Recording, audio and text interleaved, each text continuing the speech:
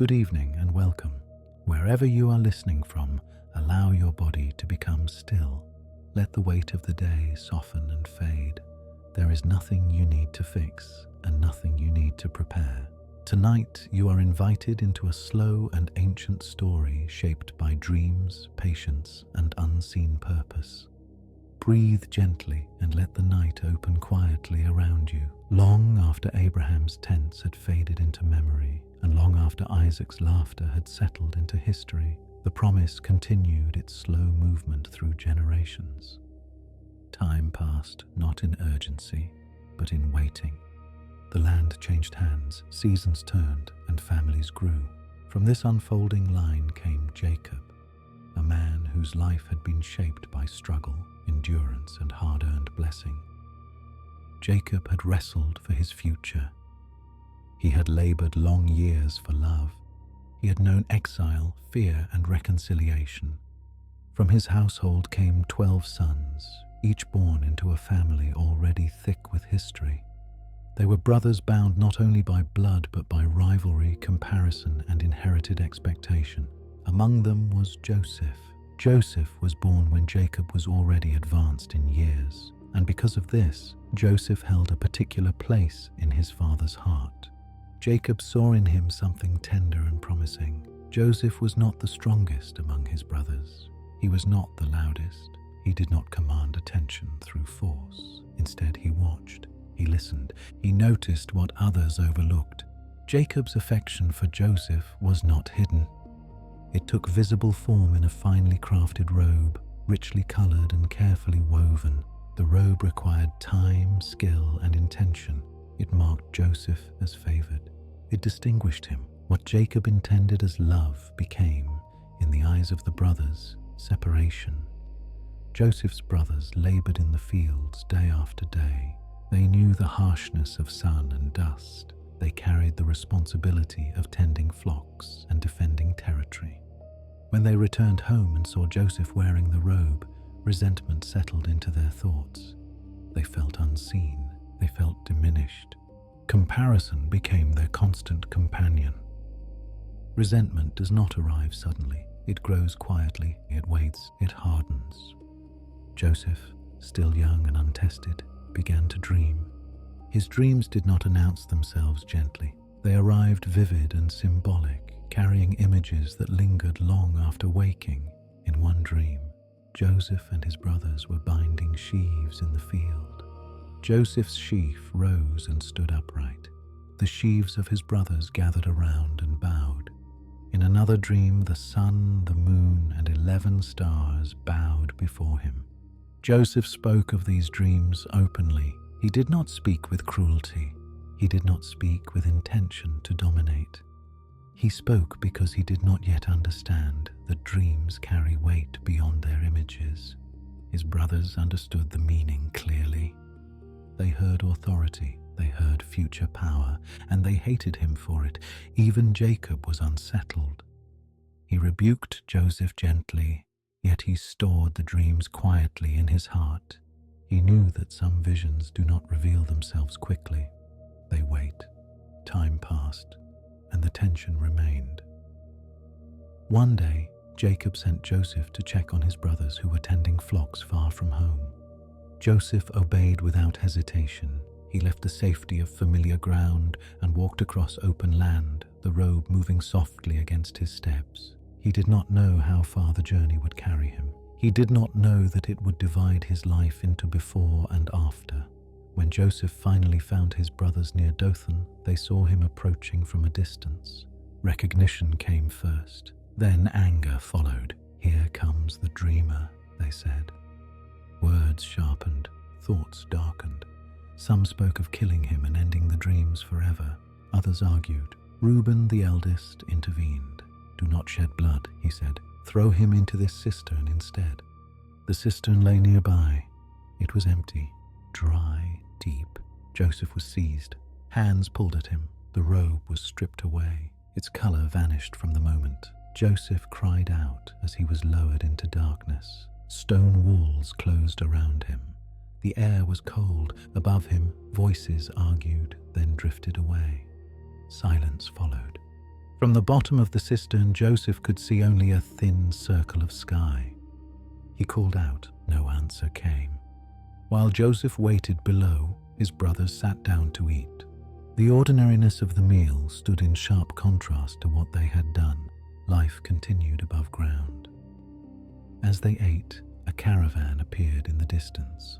Merchants traveled toward Egypt, camels moving steadily under the sun. Judah watched them approach. An idea formed. "Why kill our brother?" he said. "Let us sell him. At least we will gain something." The brothers agreed. Joseph was pulled from the pit. His protests went unanswered. Silver exchanged hands. The merchants bound him and led him away. The caravan moved on, carrying Joseph farther than he had ever traveled before. Behind them, the land remained unchanged. Ahead, uncertainty stretched wide. The brothers dipped the robe in the blood of a goat and brought it back to Jacob. They spoke little. They let the evidence speak for them. Jacob recognized the robe instantly. Grief broke over him like a flood. He tore his garments. He wept openly. He refused comfort. Joseph, to him, was gone. A wild animal must have devoured him. The household entered mourning. Days turned into nights heavy with sorrow. Jacob carried loss in silence. Meanwhile, the road to Egypt stretched long. Joseph walked among strangers. He heard unfamiliar languages. He felt the pull of a future he could not imagine. The world he had known slipped away behind him. He did not know where the road would end. He did not know who he would become.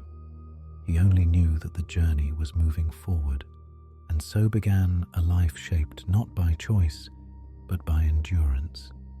The journey with the merchants unfolded slowly. Days passed beneath an unbroken sky. Nights arrived cold and unfamiliar. Joseph walked when commanded and rested when allowed. Chains were not always visible, but obedience was expected. He learned quickly that survival required silence. As the caravan moved, Joseph's thoughts returned again and again to his home.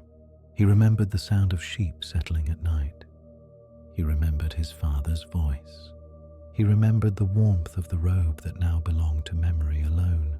Each recollection felt both close and distant, as though already part of another life. The merchants spoke among themselves. They measured distance in profit. They discussed markets, prices, and demand. Joseph was not part of these conversations. To them, he was cargo. Yet, even as he was reduced to something bought and sold, something within him remained alert. He watched the rhythm of travel. He noticed how men rose before dawn and moved until the heat demanded rest. He observed how leadership shifted naturally to those who spoke least but decided most. He stored these observations quietly, not knowing yet how useful they would become.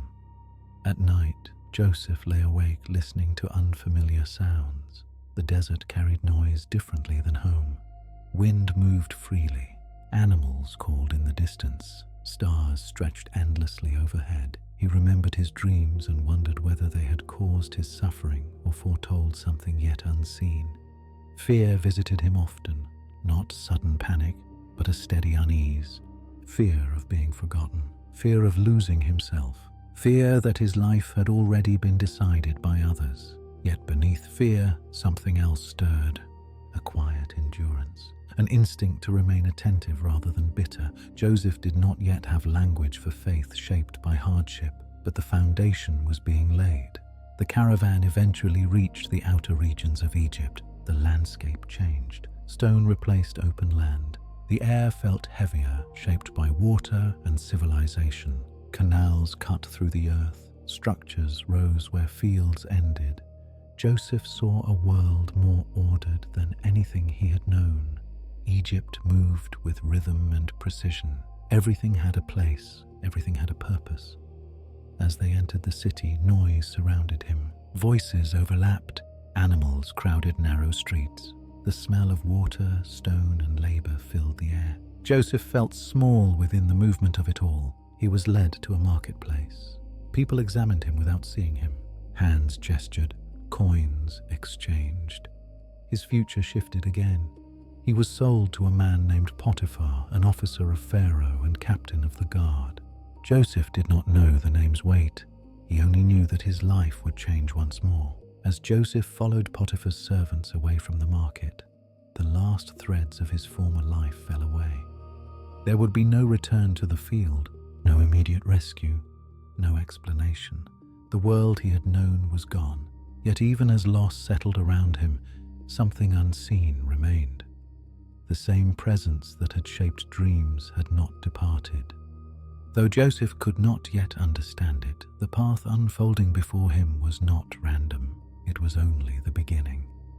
As Joseph entered Potiphar's household, his senses remained sharp. He noted the order of the rooms. He noticed how servants spoke when authority was present and how they relaxed when it left.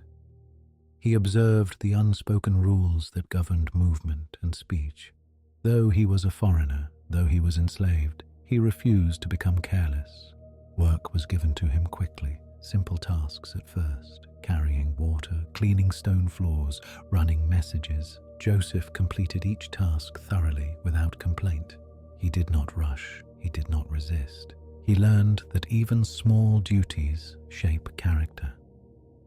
At night, when his body ached, Joseph lay still and allowed memory to surface. He thought of the cistern. He thought of the sound of his brothers eating above him. He did not yet forgive. He did not yet curse. He simply remembered. Memory became a companion rather than a weapon. He also began to notice something else. Even in captivity, circumstances shifted subtly in his favor. Tasks entrusted to him went well.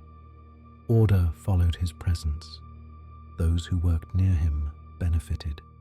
Joseph did not name this pattern. He simply lived within it. In the quiet moments before sleep, Joseph returned to the sky. The same stars stretched above Egypt as above Canaan. They did not belong to one land. They belonged to the night itself. He remembered the dream of stars bowing, and for the first time, he wondered if the dream was not about dominance, but about time. Time, he sensed, would be his teacher. The boy who had left home wearing a robe no longer existed. In his place stood someone being shaped by loss, observation, and restraint. Joseph did not know what awaited him. He did not know how long the road would be, but he continued to walk forward, and the story moved quietly on. Some evenings, as lamps were lit in the household, Joseph paused briefly to watch the flames settle. He learned how fire behaves, how it resists and then yields. The observation stayed with him. Strength, he began to understand, does not always announce itself. Sometimes it steadies quietly and waits. Joseph spoke little, but when he did, his words were measured. He listened more than he answered. Others began to trust him without knowing why. Trust grew not from charm, but from consistency. The nights in Egypt were different from the nights of his childhood, yet the silence before sleep felt familiar. Joseph learned to rest within uncertainty. That rest did not remove pain, but it allowed endurance to take root. And so, beneath foreign stars, Joseph's path continued. Joseph's days in Potiphar's household began quietly. He was given small tasks and simple responsibilities. He carried water, cleaned stone floors, and followed instructions without hesitation. He spoke little, but he listened carefully. In a place where many sought advantage through noise or flattery, Joseph learned the value of steady attention. The household itself moved with precision. Servants knew their roles. Schedules were observed. Nothing was left to chance. Joseph watched how authority functioned. He noticed that true power rarely announced itself. It simply acted and expected obedience. Joseph adapted quickly. He learned the language. He learned the customs. He learned when to speak and when silence served better. Though he was a foreigner and a servant, his work began to stand out. Tasks assigned to him were completed thoroughly. Mistakes diminished. Order followed his presence. Potiphar noticed. Responsibility increased. Joseph was given oversight of other servants, then of storage, then of daily operations. Before long, Potiphar trusted Joseph with everything in his household, holding back nothing except his own authority. Prosperity followed. Fields produced. Accounts balanced. The household functioned smoothly. Potiphar attributed the success to Joseph's management. Joseph understood it differently, but he did not argue. He simply continued.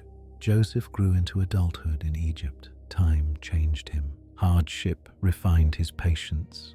Observation sharpened his judgment. He carried himself with quiet confidence, born not of status, but of discipline. Attention followed. Potiphar's wife noticed Joseph. At first it was casual, then deliberate. Her words lingered. Her glances became invitations. Joseph recognized the danger immediately. He refused, not once, but repeatedly. He spoke of loyalty. He spoke of trust. He spoke of responsibility before God. Each refusal tightened the tension. Persistence turned into obsession. Joseph avoided her presence when possible. He adjusted his routes. He changed his schedules. But avoidance could not last forever. One day, when the household was empty, she seized him by his garment. "Lie with me," she demanded. Joseph did not argue. He fled. The garment tore free in her hands as he escaped. Rejection turned quickly into accusation. Anger reshaped the narrative. She cried out to the servants. She claimed Joseph had attacked her. She held the garment as evidence. Potiphar returned and heard the accusation. His anger burned. Whether he believed fully or only partially no longer mattered. Reputation demanded action. Joseph was seized. He was taken from the household he had managed. He was stripped of authority. He was bound and led to prison. The fall was sudden. One moment trust, the next confinement. The prison was heavy with despair. Stone walls absorbed sound. Light entered only where allowed. Men inside carried forgotten sentences and unresolved futures. Hope was scarce. Joseph entered quietly. He did not protest. He did not plead. He accepted the place where the road had led. Even there his habits remained. He observed. He listened. He worked. He assisted others where possible. He brought order where disorder had settled. The warden noticed. Responsibility was given again. Joseph was placed over other prisoners. Daily operations were entrusted to him. The prison functioned better because of his presence. Time passed slowly. Days blurred into weeks, weeks into months. Joseph learned the rhythm of waiting. Dreams returned. One night, 2 officials of Pharaoh were brought into the prison. A cupbearer, a baker, both had offended the king. Both were troubled. They dreamed. Their dreams disturbed them deeply. Joseph noticed their unease. He asked what weighed on them. They spoke of dreams without interpretation. Joseph listened carefully. "Interpretation belongs to God," he said.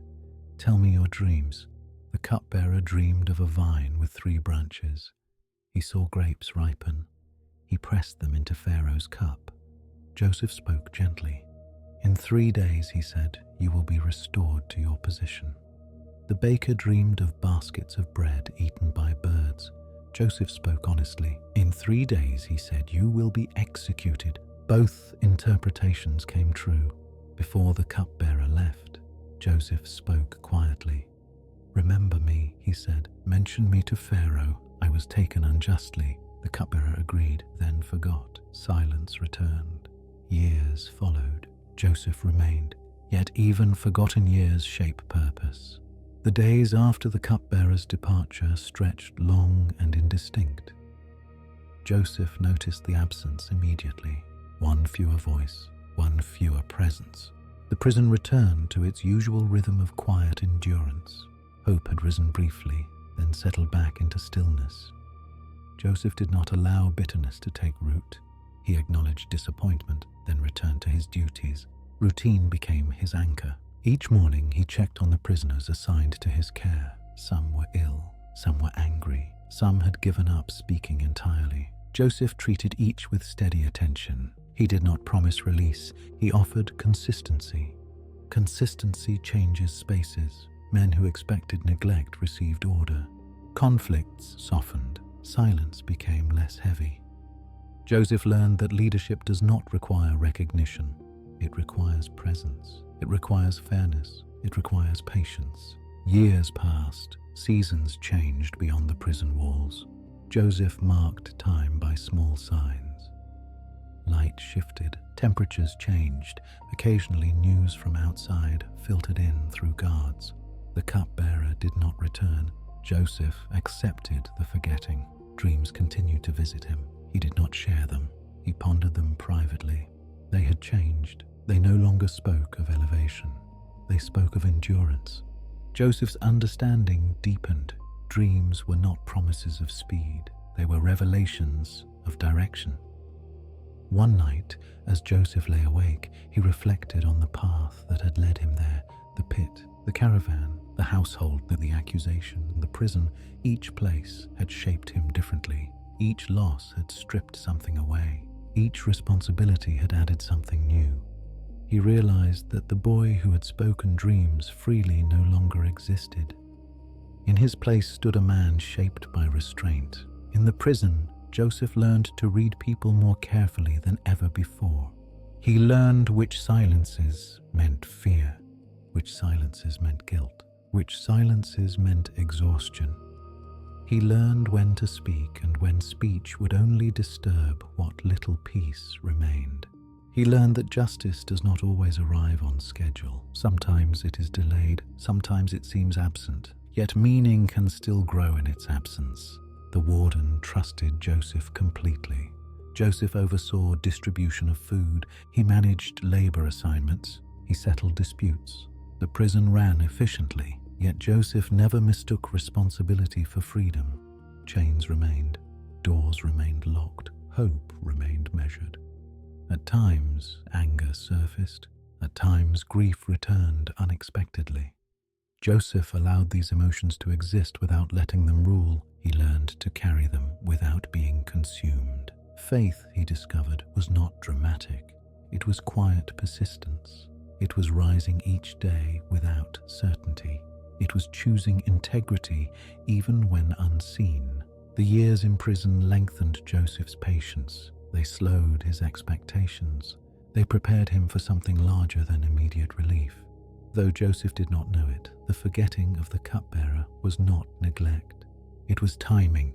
Beyond the prison walls, Egypt moved toward crisis. The Nile still flowed. Harvests still came. Yet unseen changes were forming. Joseph remained where he was, waiting. The story did not pause. It gathered weight, and the road, though unseen, continued forward. Joseph also learned humility in a deeper way. In the household of Potiphar, success had followed effort quickly. In prison, effort did not change circumstances. This taught him to separate identity from outcome. He learned that worth is not proven by promotion. It is proven by faithfulness under constraint. At times, Joseph imagined how his brothers might be living. He wondered whether they remembered him. He wondered whether they regretted their actions. He did not dwell on these thoughts. He acknowledged them, then let them pass. Memory can become a prison of its own. Joseph refused to build one inside himself. The prison brought together men from many backgrounds. Some had been powerful, some had been poor. All were equal within stone walls. Joseph listened to their stories. He learned how quickly fortune can turn, how fragile status can be. These stories reshaped his understanding of power. Power, he learned, is not permanence. It is responsibility given for a time. Night after night, Joseph looked through the small opening where light entered. The stars were fewer here, framed by stone. Yet they were the same stars. They reminded him that the world was larger than his confinement. He returned often to the idea of timing. Dreams, he now believed, unfold in stages. They prepare before they fulfill. They shape before they elevate. Joseph began to sense that his waiting was not punishment. It was preparation. Still, he did not rush meaning. He allowed the days to be what they were. Then, without warning, a change approached from beyond his sight. 2 full years after the cupbearer's release, something stirred in the palace of Pharaoh. Joseph did not know this yet. He only felt the quiet pressure of time shifting. The prison remained. The chains remained. But unseen currents began to move, and Joseph, shaped by years of faithfulness, was ready to listen. During the longest stretches of waiting, Joseph developed an inner discipline. He practiced gratitude for small mercies, a cooler night, a kind word, a task completed without conflict. These moments became markers of stability. He also practiced restraint. When guards mocked, he did not retaliate. When prisoners argued, he mediated calmly. He learned that reaction often multiplies chaos, while restraint absorbs it. Joseph understood that character is revealed most clearly when no one is watching. In prison, very few watched. That made integrity essential. Sometimes Joseph recalled the voice of his father. He remembered lessons spoken long ago: patience, endurance, trust. Those words, once distant, now felt close. The prison did not define Joseph, but it refined him. As days passed, Joseph felt less urgency for rescue, not because he no longer desired freedom, but because he no longer feared delay. Fear had been replaced by steadiness. Steadiness is quiet. It does not demand explanation. It simply remains. And so Joseph waited, not with despair, not with bitterness, but with readiness. Because when the moment arrived, it would arrive quickly, and the one who had learned to wait would be able to stand. In the silence of early mornings, Joseph sometimes felt a calm certainty. It did not speak in words. It settled like breath. He sensed that the path ahead, though unseen, was not accidental. He did not imagine grandeur. He did not envision power. He simply trusted that the years had not been wasted. Waiting, he understood, had shaped his vision. He could now see beyond himself. He could listen without impatience. He could hold responsibility without pride. The prison remained unchanged, yet Joseph had changed within it, and when the time came for the silence to break, he would be ready. The story moved forward, unseen. Until that moment, Joseph continued faithfully. He rose, he worked, he rested, he repeated the pattern without complaint. Faithfulness, he learned, does not need variety. It needs constancy, and constancy prepared him for what was coming next. Outside the prison, life moved unaware of him. Inside, Joseph stood prepared not by success, but by endurance. Prepared not by praise, but by patience. The waiting neared its end, and though Joseph could not see it, the turning of the story had already begun. The silence was about to give way, and Joseph would hear the call when it came. 2 full years passed after the cupbearer returned to his place in Pharaoh's court. For Joseph, those years unfolded much like the ones before them. He rose each morning, fulfilled his responsibilities, and returned each night to the same stone walls. Yet time was not standing still. It was gathering momentum. Beyond the prison, Egypt moved steadily through days of prosperity. The Nile rose and fell in its ancient rhythm. Fields yielded grain, storehouses filled, life felt predictable. Then Pharaoh dreamed. The dreams came on consecutive nights and disturbed him deeply. In the first, he stood beside the Nile and saw 7 cows rise from the river. They were healthy and strong, grazing peacefully. Then 7 more cows rose after them, thin and sickly. Without warning, the thin cows devoured the healthy ones, yet remained gaunt. Pharaoh woke troubled. Sleep returned, and another dream followed.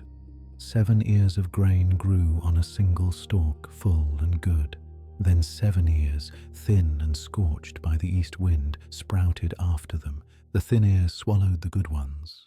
Pharaoh woke again, shaken. The dreams clung to him with unusual weight. He summoned magicians and wise men from across Egypt. He told them his dreams. No one could interpret them. Confusion spread through the court. The dreams felt urgent. Their meaning remained hidden. Then the cupbearer remembered. He stood before Pharaoh and spoke hesitantly. "I remember my faults today," he said.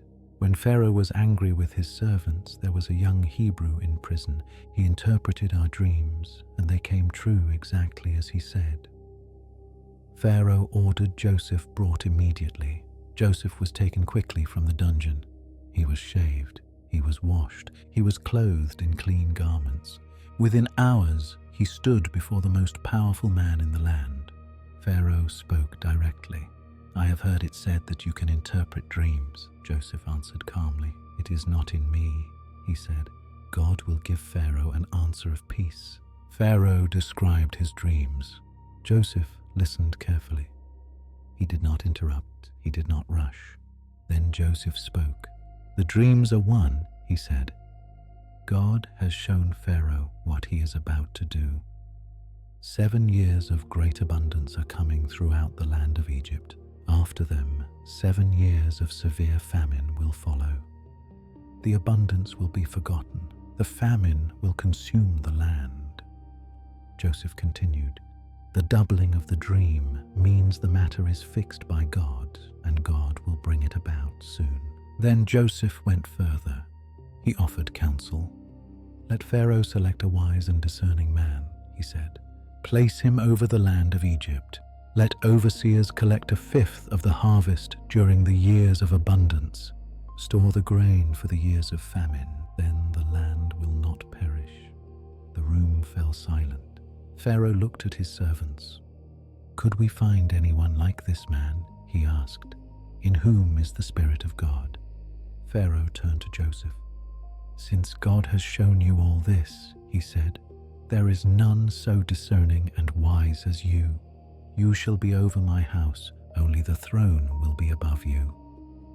In a single moment, Joseph's life shifted, from prisoner to governor, from forgotten to entrusted. Pharaoh removed his signet ring and placed it on Joseph's hand. He clothed him in fine linen. He placed a gold chain around his neck. Joseph was given a new name and authority over all Egypt. Joseph rode through the land in the second chariot. People bowed as he passed. Order followed his commands.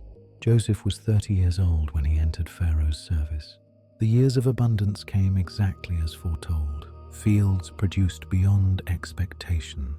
Harvests overflowed. Joseph organized storage throughout the land. Grain was collected, measured, and preserved. Storehouses filled until counting became impossible. Joseph married and began a family. 2 sons were born to him. He named the first Manasseh, saying, "God has made me forget all my hardship." He named the second Ephraim, saying, "God has made me fruitful in the land of my suffering." Then the years of abundance ended. Famine came, not only to Egypt, but to surrounding lands. People cried out for food. Pharaoh directed them to Joseph. "Go to Joseph," he said. "Do what he tells you." Joseph opened the storehouses. Grain was sold. Egypt survived. Nations came seeking provision. Among those nations came men from Canaan, Joseph's brothers. The journey from Canaan to Egypt was long and difficult. Joseph's brothers traveled with heavy hearts, driven by hunger rather than hope. They did not speak of Joseph. The memory lay buried beneath years of silence and regret. When they arrived in Egypt, they entered a world governed by order and authority. Officials directed movement. Procedures were enforced. Nothing happened by chance. They were brought before Joseph. Time had changed him. The years of responsibility and hardship had shaped his posture and voice. He spoke the language of Egypt fluently. He wore garments of authority. Nothing in his appearance resembled the boy they had sold. Joseph recognized them immediately. Memory surged. The pit, the rope, the caravan. He felt the weight of those moments return, yet he did not reveal himself. The timing was not yet right. He spoke harshly to them. He accused them of being spies. He demanded answers. The brothers were shaken. They spoke of their family. "We are honest men," they said. "We have one father. One brother is no more. The youngest is with our father." Joseph listened carefully. The words stirred something deep. "One brother is no more." The phrase echoed. Joseph tested them. "Leave one brother here," he said. "Return and bring your youngest brother. Then your words will be proven true." Simeon was taken. The others were sent back with grain. As they traveled home, fear grew. When they opened their sacks, each found his silver returned. Their hearts sank. "What is this that God has done to us?" they asked. They returned to Jacob and told him everything. Jacob was distraught. "You have deprived me of my children," he said. "Joseph is gone, Simeon is gone. Now you would take Benjamin." But famine pressed harder. Food dwindled. The need returned. Judah stepped forward. "Send the boy with me," he said. "I will guarantee his safety." Reluctantly, Jacob agreed. The brothers returned to Egypt with Benjamin. Joseph saw them enter. When he saw Benjamin, his mother's son, emotion overwhelmed him. He turned away quickly. He went to another room and wept. He composed himself. He ordered a feast prepared. The brothers were seated according to age. They stared at one another in astonishment. Benjamin received 5 times as much food. Joseph watched carefully. He observed reactions. He measured change. Purpose does not rush, it reveals. Joseph continued his testing. Before the brothers departed, he ordered his silver cup hidden in Benjamin's sack. They set out at dawn. Not far from the city, they were overtaken. The cup was found. Despair returned. They tore their garments and returned to Joseph. Joseph spoke sternly. "The one with the cup will remain as my servant," he said. "The rest may go free." Judah stepped forward. His voice carried the weight of years.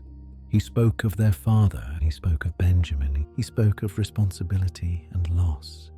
He offered himself in Benjamin's place. Joseph listened. He heard change. He heard humility. He heard love. The testing had done its work. Joseph dismissed everyone else. He stood alone with his brothers. He wept loudly. "I am Joseph," he said. "Is my father still alive?" Fear filled the room. The brothers were speechless. Joseph spoke gently. "Do not be distressed. Do not be angry with yourselves. God sent me ahead of you to preserve life." He explained the famine. He explained the plan. He invited them to bring their father and families to Egypt. Reconciliation unfolded slowly. Embrace followed hesitation. Tears followed years of silence. Joseph sent them back with provisions and instruction. "Tell my father to come," he said. The brothers returned to Jacob. "Joseph is alive," they said. "He rules over Egypt." Jacob's heart nearly failed him. Then hope returned. The journey to Egypt began. As Jacob prepared to leave Canaan, fear visited him. Leaving the land felt like loss. Yet reassurance came. "Do not be afraid to go down to Egypt," the voice said. "I will go with you." Jacob gathered his household. They traveled together. Generations moved as one. Joseph prepared for their arrival.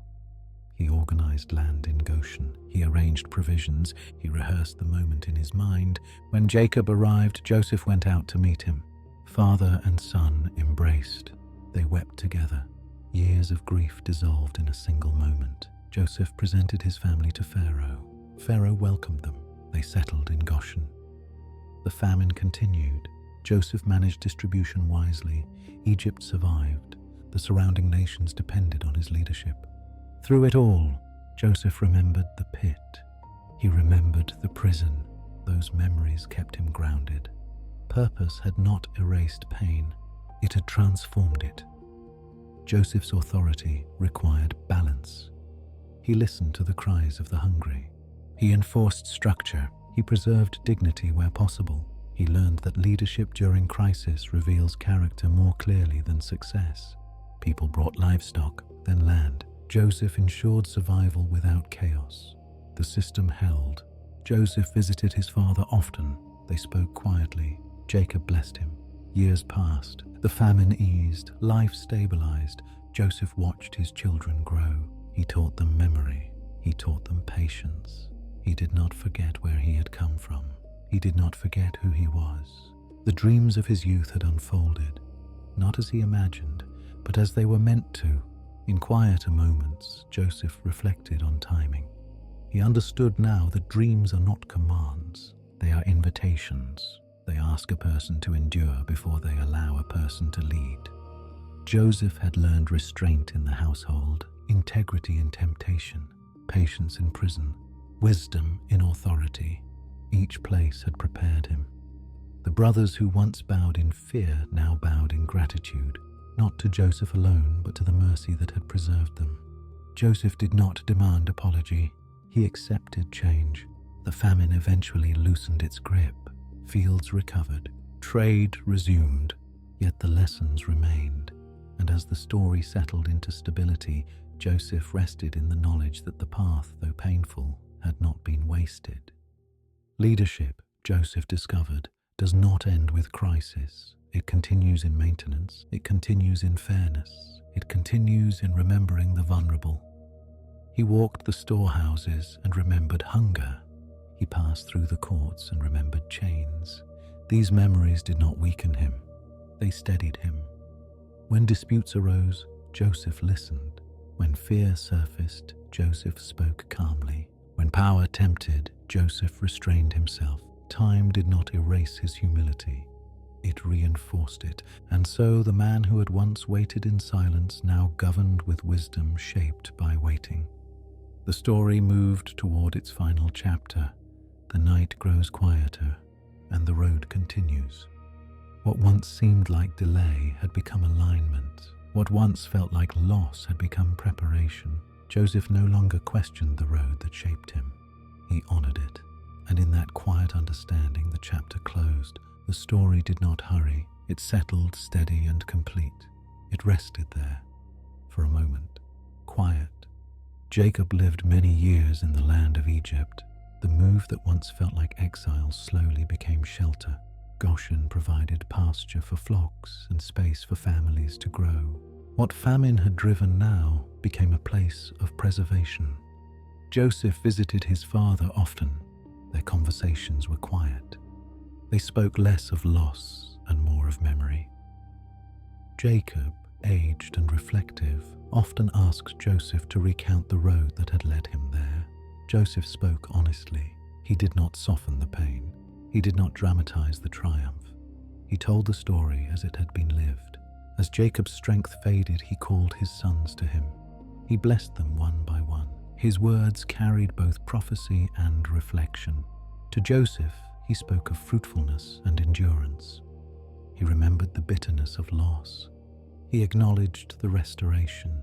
Before his death, Jacob asked Joseph to swear that he would not be buried in Egypt. "Carry me back," he said. Joseph promised. When Jacob died, Egypt mourned with Joseph. Pharaoh granted permission for burial.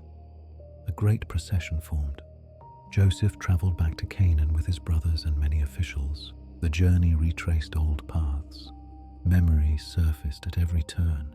They buried Jacob in the cave of Machpelah beside Abraham and Isaac. Then they returned to Egypt. When the days of mourning ended, fear returned to Joseph's brothers. "Now that our father is gone," they said, "Joseph will repay us for all the evil we did to him." They sent word to Joseph, "Please forgive the transgression of your brothers." When Joseph received the message, he wept. He gathered his brothers and spoke gently. "Do not be afraid," he said. "Am I in the place of God? You meant evil against me, but God meant it for good, to preserve many lives." Joseph reassured them. He promised provision. He promised care for their families. Life continued. Joseph governed Egypt through changing seasons. He watched a generation grow that had not known famine. He remained steady. He did not rule with bitterness. He ruled with memory. Years passed. Joseph's children grew. He saw grandchildren. He told them stories of the past. He spoke of the God who guides paths unseen. Joseph's strength eventually waned. He sensed his own end approaching. He gathered his family. "God will surely come to you," he said. "When he does, carry my bones from this place." Joseph died at 110 years. They embalmed him and placed him in a coffin in Egypt. The story rested there. Yet it was not finished. The years Joseph spent governing Egypt after the famine were quieter but no less important. Crisis had demanded swift decisions. Stability demanded wisdom of a different kind. Joseph learned to maintain balance. He ensured that systems remained fair. He adjusted policies as seasons changed. Leadership, he knew, did not end when danger passed. Joseph walked often through the storehouses that had once been filled in urgency. Now they stood as reminders. He remembered the hunger that had driven nations to Egypt's gates. He remembered the desperation in their eyes. These memories kept his rule measured. He never allowed abundance to erase compassion. In Goshen, the family of Jacob grew steadily. Children were born, flocks multiplied. The sound of life returned to a household once marked by grief. Joseph observed this growth with gratitude. The preservation he had spoken of was no longer theoretical. It was visible. Joseph remained attentive to his brothers. Though reconciliation had taken place, healing continued gradually. Trust rebuilds slowly. Joseph did not demand closeness. He allowed time to do its work. When disagreements arose, Joseph mediated calmly. He listened before speaking. He remembered how easily power can silence truth. He chose patience instead. Jacob's death marked a turning point. The presence that had held the brothers together was gone. Fear rose quietly. Old guilt resurfaced. Joseph understood their fear. He remembered the pit. He remembered the silver. He remembered the years of silence. Forgiveness, he knew, must sometimes be spoken more than once. When Joseph wept at their message, his tears were not weakness. They were release. The final burden of the past loosened. Joseph spoke clearly. He did not minimize the wrong. He did not rewrite history. He named it, then he reframed it. What was meant for harm, he said, had been woven into preservation. The brothers listened. They believed. Years continued. Joseph aged with dignity. His authority remained respected. Pharaohs changed.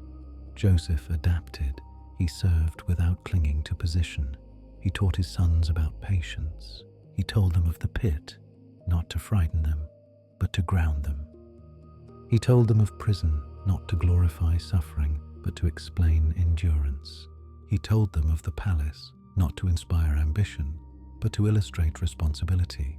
He spoke often of timing, of waiting, of trust that grows slowly. Joseph's life settled into rhythm. Mornings of work, evenings of conversation, nights of reflection. As strength declined, Joseph became more inwardly focused. He spent time recalling the early years, the sound of sheep, the color of the robe, the ache of separation. These memories no longer burned. They rested quietly. Joseph understood that his life had bridged generations. He had lived between promise and fulfillment. He had not seen the end, but he had seen direction. When Joseph spoke of carrying his bones from Egypt, he spoke of hope, not immediate deliverance, future movement, a reminder that Egypt was not the final home. The coffin remained. It waited, like a promise sealed in wood and memory. The story slowed. Joseph's breath grew shallow. His final words were gentle. They carried assurance rather than command. The household gathered. Silence filled the room. Joseph died surrounded by those he had preserved, and the night received his story. After Joseph's death, Egypt continued on paths shaped by his wisdom. Systems he had designed endured. Grain distribution remained fair. The memory of famine stayed alive in policy. This quiet legacy mattered as much as visible achievements. Among Jacob's descendants, Joseph's name carried weight. Children heard stories of endurance. They heard how integrity survives injustice. They learned that faithfulness is not always rewarded quickly, but it is never wasted. Joseph's brothers aged. They spoke of him with reverence. The past no longer defined them by shame. It defined them by transformation. They understood that mercy had preserved not only their lives, but their future. The land of Goshen remained a place of growth. Families expanded. Songs changed. New generations were born who knew Joseph only through memory. Yet his influence shaped them. In Egypt, Joseph's coffin rested.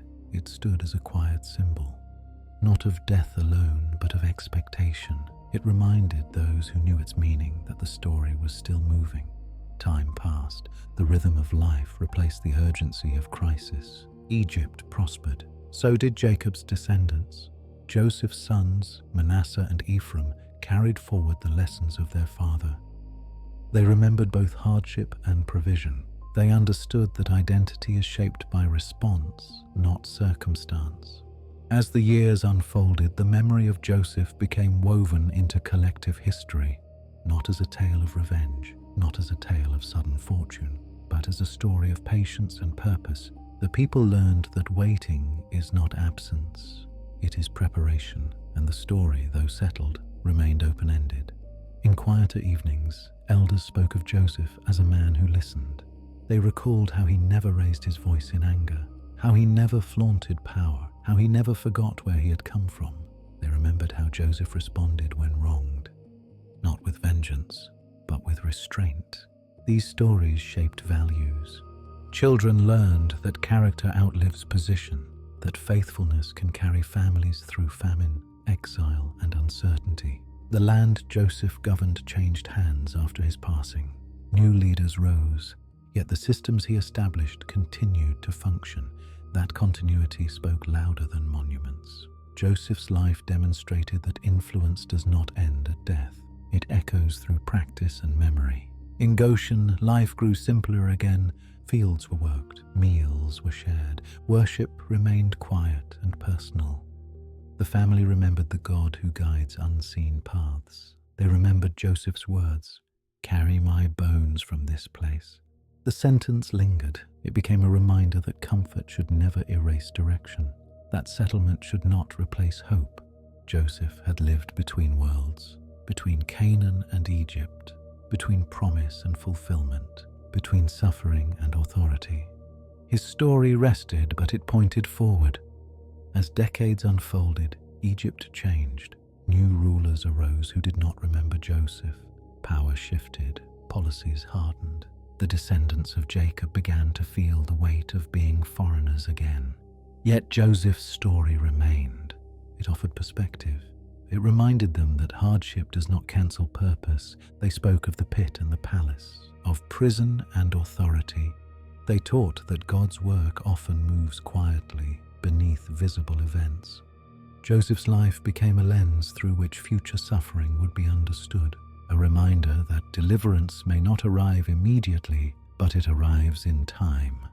The coffin waited. The bones of Joseph remained in Egypt, not forgotten, but anticipated.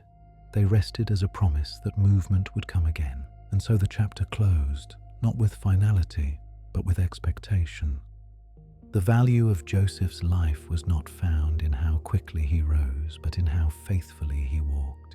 Each season had required a different strength. Youth required humility, temptation required integrity, waiting required patience, authority required mercy. These lessons endured beyond him. When families gathered at night, elders spoke softly of these things. They did not rush the telling. They allowed silence to carry meaning. They understood that stories meant for the night must calm rather than stir. Joseph's name became associated with steadiness, with trust, with the ability to remain unchanged by changing circumstances. The promise given to Abraham continued to unfold slowly. Joseph had played his part. Others would follow. The story breathed quietly. As the years stretched into generations, the memory of Joseph became a foundation. It prepared hearts for waiting. It prepared minds for endurance. It prepared a people to recognize purpose even when hidden. Joseph's life reminded them that suffering and purpose are not opposites. They often walk together. The chapter rested complete in its lesson. Those who remembered Joseph spoke of him with gratitude. They spoke of how a single life lived faithfully can preserve many. They spoke of how wisdom, once planted, continues to bear fruit long after the planter rests. Joseph did not seek legacy, yet legacy followed him, and as the night deepened, the story softened. It invited rest. In the quiet of remembrance, Joseph's story offered reassurance. Not all paths are straight, not all delays are wasted, not all suffering is meaningless. The journey from pit to purpose had not erased pain, it had given it context. Those who listened learned to breathe more slowly. They learned to trust time. They learned to rest without fear. And so the chapter came gently to a close. The night holds the story now. It rests there, steady and calm. The path continues beyond what is seen. And with that quiet understanding, the story settles, the memory remains, and peace follows. Rest now. The story waits quietly. Purpose has been revealed. The night holds it gently, and the chapter ends in quiet assurance. Peace remains. The years after Joseph's death unfolded quietly, shaped by memory more than presence. The land of Goshen remained fertile, and Jacob's descendants continued to grow. Children were born who had never seen Joseph's face, yet his name lived among them like a steady breath. Stories were told at night, not hurried stories, but careful ones. Elders spoke of a young man sold into slavery. They spoke of patience learned in silence. They spoke of wisdom shaped by waiting. Joseph's coffin rested in Egypt, exactly where he had asked it to remain. It was not hidden. It was remembered. It stood as a quiet marker of hope, reminding the people that Egypt was not their final home. Generations passed. The favor once shown to Joseph gradually faded from Egypt's memory. New rulers arose who did not remember famine or the man who had preserved the land. Power shifted, policies hardened. The descendants of Jacob began to feel the weight of being foreigners again. Yet Joseph's story did not lose its strength. If anything, it gained clarity. What had once seemed like delay now looked like preparation. What had once felt like suffering now appeared as shaping. Parents taught their children not only what Joseph endured, but how he endured. They spoke of restraint when tempted. They spoke of faithfulness when forgotten. They spoke of mercy when power finally arrived. The people learned that waiting is not empty. It is active. It forms vision. It shapes courage. It prepares the heart. Life continued in Goshen with quiet rhythm. Fields were worked. Animals were tended. Families gathered at dusk. Prayers were spoken softly. The God of Abraham, Isaac, and Jacob was remembered not through spectacle, but through story. As years turned into decades, Joseph's name became woven into identity, not as a ruler, not as a hero, but as a man who listened and trusted time. The coffin waited. Children asked why it remained. Elders answered gently, because one day we will leave this place, because one day God will lead us forward again. The promise had never been about comfort. It had always been about movement. Joseph's life taught them that the road may pass through places that feel permanent, but permanence is never the final word. Even as hardship increased, the story offered calm. It reminded the people that unseen purpose continues to move beneath visible events. Joseph had lived between two worlds, between Canaan and Egypt, between loss and restoration, between suffering and authority. He had not rushed the journey. He had walked it faithfully, and because he had walked it, others could now walk theirs. The memory of Joseph became a lamp in darkening times. It did not blaze, it glowed steadily. As oppression grew, patience grew with it. The people remembered that endurance carries meaning. They remembered that deliverance often begins long before it is seen. Joseph's words echoed, "God will surely come to you." The coffin stood ready. Time continued its slow movement. Generations changed. The story did not hurry, and in the waiting, faith learned to breathe. Joseph's life, complete and settled, now belonged fully to memory. Yet memory is not passive. It guides, it steadies, it prepares. The night deepens now. The story softens. The road stretches forward, unseen but certain. As you rest, allow the quiet endurance of Joseph's journey to settle into your breathing. Let the pace slow. Let the heart rest without urgency. From pit to prison, from prison to purpose, from purpose to promise, the story has been told, and you may rest. As the memory of Joseph passed from generation to generation, it shaped the way the people understood time. They learned that time is not an enemy, it is a companion. It carries lessons forward when hearts are willing to listen. Elders reminded the young that Joseph did not seek greatness. Greatness met him while he was faithful in small places. This understanding changed how work was approached. Even ordinary labor became meaningful. Children learned to see waiting not as punishment, but as preparation. They learned that patience is not passive. It requires strength. It requires trust. It requires hope that does not demand immediate proof. Joseph's story became especially important during moments of uncertainty. When crops failed or leaders acted harshly, the people remembered that hardship had visited before. They remembered that hardship had not ended the promise. It had refined it. The coffin of Joseph remained a focal point. It did not draw attention through decoration. It stood quietly. It waited. In that waiting, it taught something profound. Hope does not always move. Sometimes it stands still until the time is right. The people learned to live between remembrance and expectation. They honored the past without being trapped by it. They looked toward the future without rushing it. Joseph's life reminded them that identity is not defined by location. He had been faithful in Canaan. He had been faithful in Egypt. Faithfulness traveled with him. This understanding became vital as the sense of belonging began to shift. What once felt like refuge slowly began to feel like confinement. Work increased, freedom narrowed, yet despair did not consume them. They remembered Joseph in prison. They remembered his patience. They remembered his restraint. The elders spoke of how Joseph had not lost himself when circumstances changed. They taught that circumstances do not determine character. Response does. These lessons became anchors.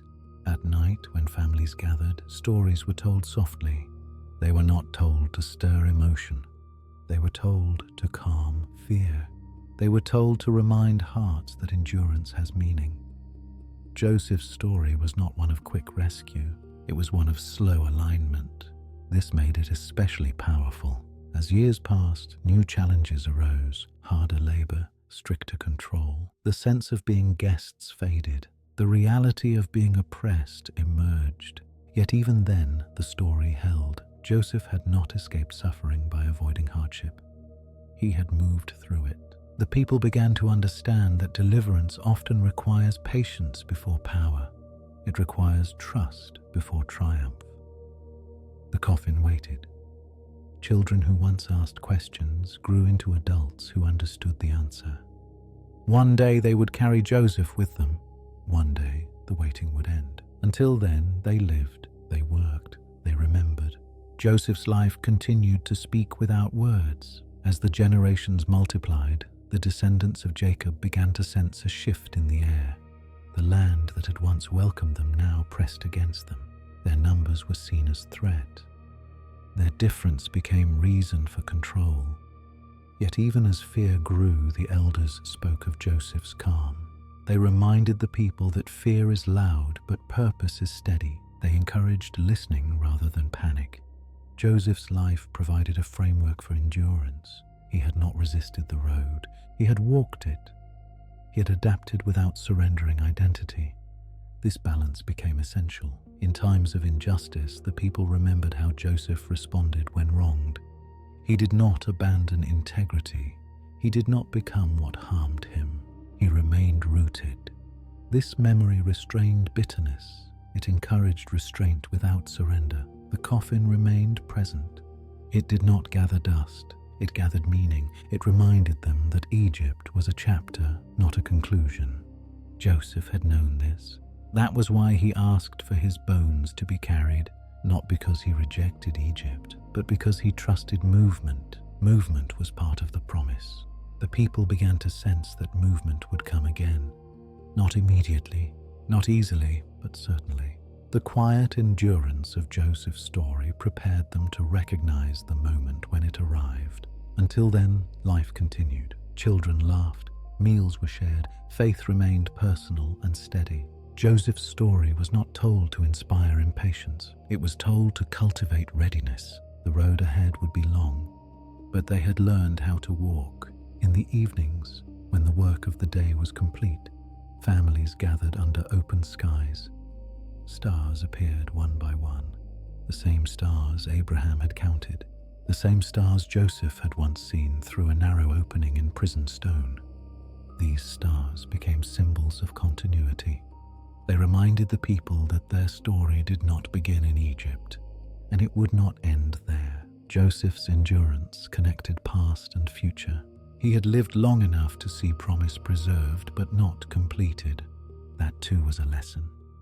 Completion does not belong to one generation alone. It is shared. It is passed forward. The elders taught this patiently. They taught that faith does not demand seeing everything fulfilled. It demands trusting that fulfillment continues. Joseph's life demonstrated this truth gently. He had not returned to Canaan in his lifetime, yet he trusted that his bones would. This trust became contagious. As the people grew more aware of their identity, their sense of direction sharpened. They were not lost. They were waiting. Joseph's story gave them language for waiting. Waiting does not mean standing still. It means preparing inwardly. It means strengthening roots. It means learning restraint. The people learned to wait without fear. The coffin remained. It did not speak, yet it said everything. Years turned into lifetimes. Names were added to family lines. Stories deepened. Joseph's name was spoken less often, but with greater understanding. His story had matured. It was no longer about one man. It was about a way of moving through the world. The people learned that faithfulness does not always change circumstances immediately. Sometimes it changes the person first. Joseph had changed long before his circumstances did. This understanding softened disappointment. It allowed hope to coexist with hardship. When children asked why God waited, elders answered carefully. Waiting, they said, is not neglect. It is shaping. Joseph's years in prison had shaped him for leadership. The people's years in Egypt were shaping them for something yet unseen. The coffin waited. The waiting was not empty. It was full of becoming. The story slowed further. It prepared to rest. As the sense of future movement grew, the people did not rush. They remembered Joseph's patience. They understood that timing belongs to God, not urgency. This understanding allowed them to endure increasing hardship without losing hope. They worked, they rested, they remembered. Joseph's story became a quiet discipline. It trained the heart to remain steady under pressure. When frustration rose, memory answered. When fear whispered, remembrance steadied it. The coffin of Joseph remained unchanged, yet its meaning continued to grow. It stood as assurance that no place, no matter how familiar, becomes final without purpose. The people learned to hold two truths together. They lived fully where they were, and they prepared inwardly for where they would go. Joseph had lived this balance. Now they followed it. As the story reaches its resting place, let the lessons settle gently. Joseph's life was not hurried. Neither is yours required to be. Endurance does not demand constant strength. It asks only for steady presence. Trust does not require certainty. It grows through patience. Joseph's journey reminds us that unseen preparation often precedes visible change, that waiting, when lived faithfully, becomes purpose. The coffin waits, the promise remains, the road continues. And now, as the night deepens, allow this understanding to rest within you. Let the pace slow, let the breath deepen. The story has done its work. You may rest now. The silence is enough. Peace settles, rest remains.